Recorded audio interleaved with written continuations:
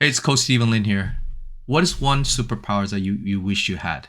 One of the superpowers I wish I had is having a photographic memory. And according to Google, it says photographic memory is the ability to recall a past scene in details with a great accuracy. How cool is that? But unfortunately, not all of us has that privilege. So how do you improve your learning? And how could improve your learning benefit you at workplace or your business? So let's get started. Our brain is very, very busy, and our brain is actually 2,500 times more busier than our grandparents because all the information that has been bombarded in our brain on a daily basis. And our brain has one function is to protect us. So the problem is when it tries to protect us, sometimes it overprotect us. So a lot of information that we try to absorb, it will try to eliminate that so we don't retain as much information as we like to. And that could be a problem. And let's talk about three types of learning. The first type of learning is visual, and that consists of 65% of the populations. Okay, that's 65. And then 30% of people are auditory learner, and only 5% of people are kinesthetic learner. So what is a visual learner? So definition of visual learner is they have a preference of seeing, observing, including picture, diagrams, and demonstrations.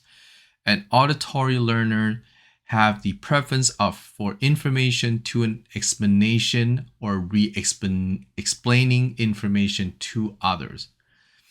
And the kinesthetic learner have the preference of physical experience, touching, feeling, doing practical hands-on learning.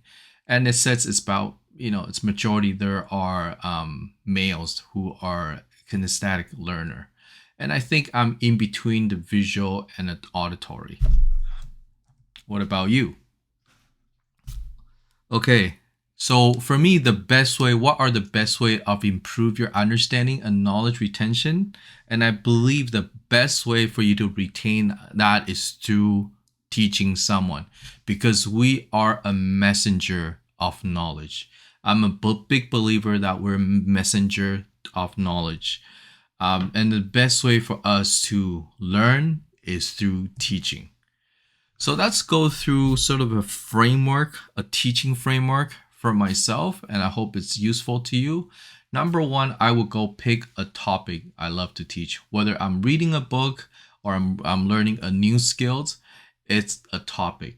Okay. And the second step is to summarize it. And I would like to break it down, think into a bite-sized chunk. If I want to teach someone, instead of teaching the whole book, I'll probably teach a small section to begin with and then break it down into a bite-sized summary.